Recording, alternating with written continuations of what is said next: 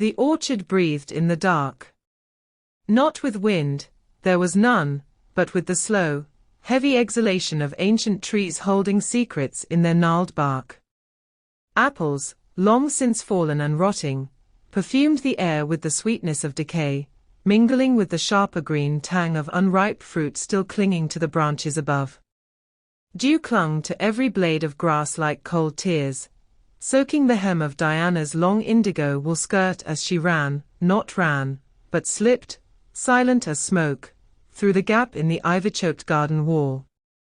Her heart thrummed, not with fear, not yet, but with that terrifying, giddy lift of almost. She wore the purple shirt again.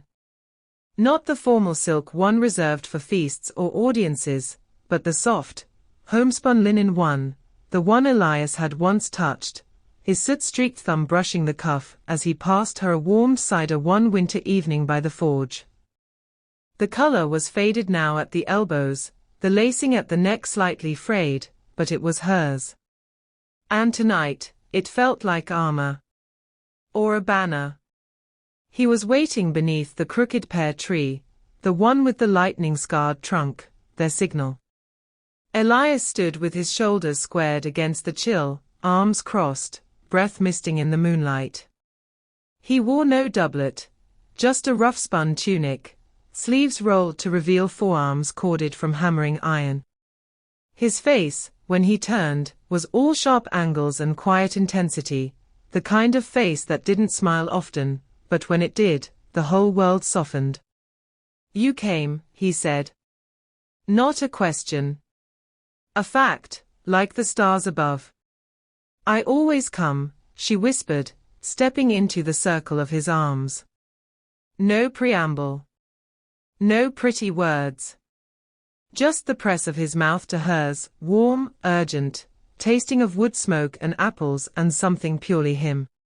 His hands slid up her back, calloused palms catching on the thin linen, and for a moment, the world narrowed to the space between their bodies, the hitch of her breath, the low groan in his throat, the way her fingers tangled in the dark hair at his nape. She knew it was madness. She was Diana of House Whitethorn, daughter of Lady Catherine, granddaughter of the Earl of Ashbourne. He was Elias, son of Torvin the blacksmith, whose hands smelled of coal, and whose future held no manor, no title, no future with her beyond stolen hours and whispered promises that dissolved like mist in daylight. But in that orchard, under the indifferent moon, none of that mattered. She pressed her forehead to his chest. "They suspect," she murmured. "The abbess's maid, Martha, she watched me leave the solar yesterday. I saw her."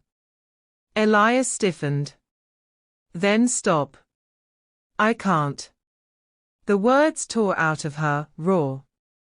"Not when every day without you feels like holding my breath underwater." He cupped her face. His thumb traced the curve of her cheekbone, rough but tender. "You're worth more than this, Diana. Worth safety. Worth honor." "Honor?" A brittle laugh escaped her.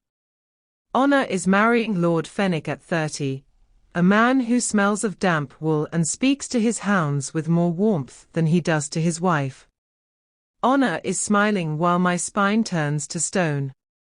She caught his hand. "This, us, is the only true thing I have." He kissed her again. Slower this time.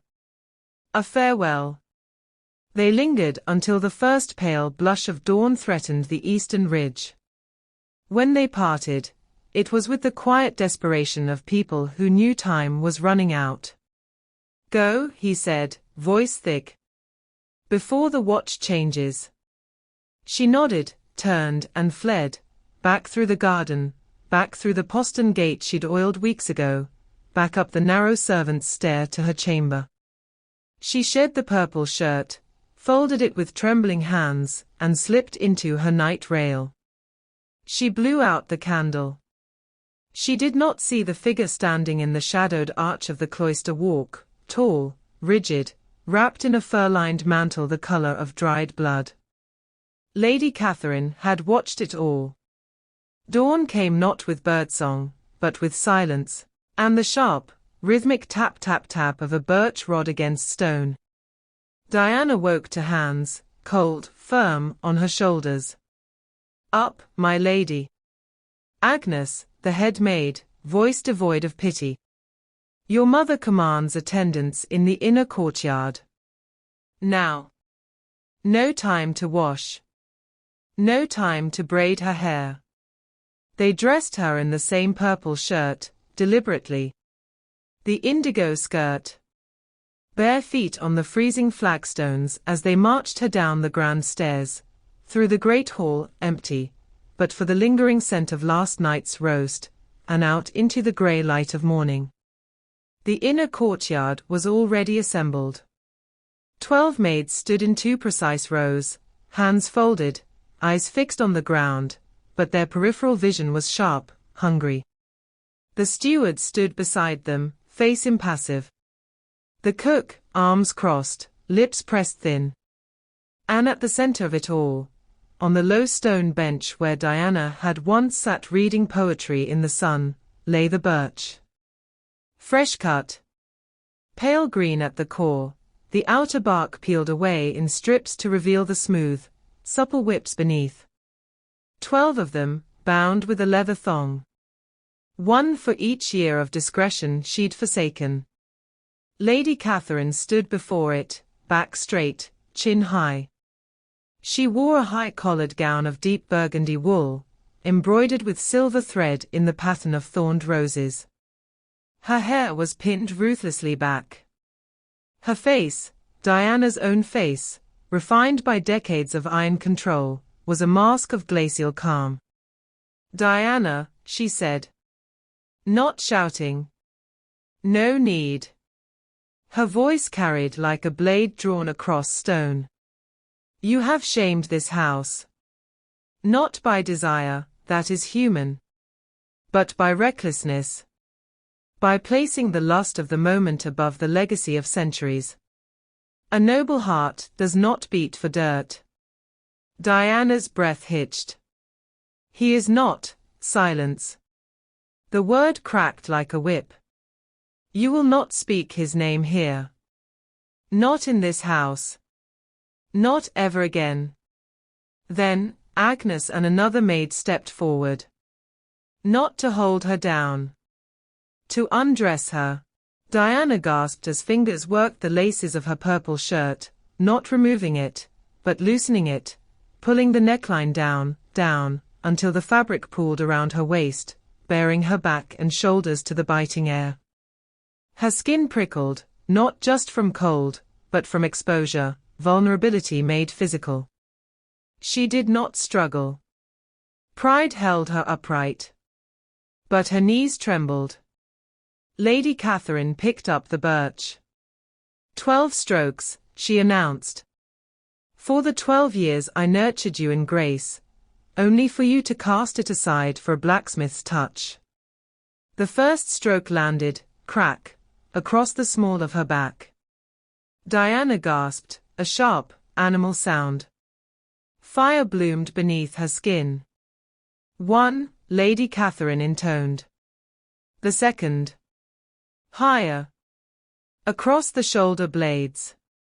Tears sprang, hot, furious. She bit her lip until she tasted copper. 2. The third. Lower. The fourth. The fifth, crack, and a sob tore free, unbidden. She did not cry out again. She locked her jaw.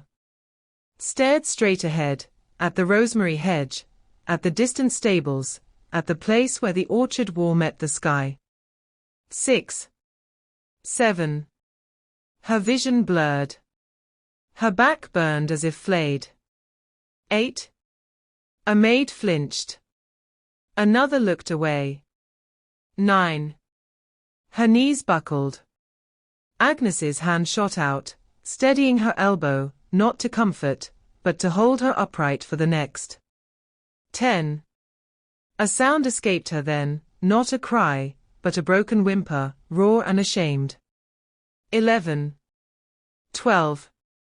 The final stroke landed with terrible finality. The birch fell to the stones with a soft thud. Diana swayed. Her back was a map of fire. Blood welled in 3 thin lines where the birch had split the skin. Her purple shirt, once soft, once loved, was now stained with sweat, tears, and the faintest smear of crimson at the collar. Lady Catherine dropped the thong of birch beside it. "Let this be your lesson," she said, voice now quiet, but no less absolute. "Love is a luxury. Duty is the price of your name." Then she turned and walked away, the train of her gown sweeping over the damp stone, like a tide receding. The maids dispersed without a word. Diana stood alone in the center of the courtyard, back bare, arms wrapped around herself, the purple fabric clinging to her waist like a shroud. Hours later, in the dim hush of her chamber, Diana did not weep. She sat on the edge of her bed, back to the wall, shirt finally removed, a cool compress pressed to her wounds. The pain was a constant hum now, a deep, throbbing ache that pulsed with every heartbeat. Then, a knock. Not Agnes. Her mother. Diana didn't move. The door opened. Lady Catherine entered, not in her formal gown, but in a simpler dress of dove grey. No jewels. Her hair half loose. She carried a small silver tray, a cup of willowbark tea, a jar of honeysalve, and a folded linen square. She set it down on the bedside table. Didn't speak. Didn't look at Diana's back. "Elias is gone," she said finally. Voice flat. "Sent beyond the northern marches at first light. Under guard. His father's forge, reassigned." Diana's breath stopped. Gone. Not banished. Sent. A euphemism for exile, or worse. She turned. Her face was pale, streaked with dried tears, but her eyes, her mother's eyes, were dry. Clear. Hard. "I love him," Diana said. Not defiant. Not pleading. Simply true. "And I would meet him again, if he was still alive." Lady Catherine flinched. Just once. A tremor in her hand as she reached for the salve. Then, a single tear escaped, tracing a path down her powdered cheek. She turned to the window, gripping the sill. "Then you are stronger than I was," she whispered. And left. That night, by the guttering light of a single beeswax candle, Diana wrote. Not on fine parchment.